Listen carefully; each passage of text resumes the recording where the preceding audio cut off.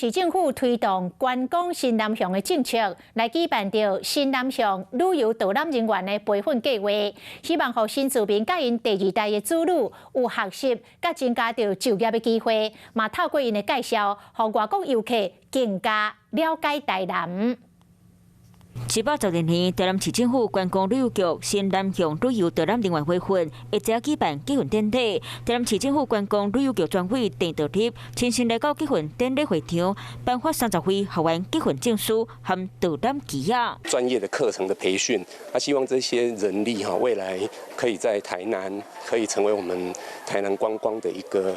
人力。台南市地有文化背景和观光主管来开课训练，辅助导游人员导览，希望学员会当在课程内底了解家己生活大所在。未来这样的课程可以继续的办，而且培养的学员呢，也可以真的有实质产业上的一些实作经验。理工历史是台南的400年，台南作为和世界交配，接受多元族群共生共荣的历史背景，当这互世界看见台南。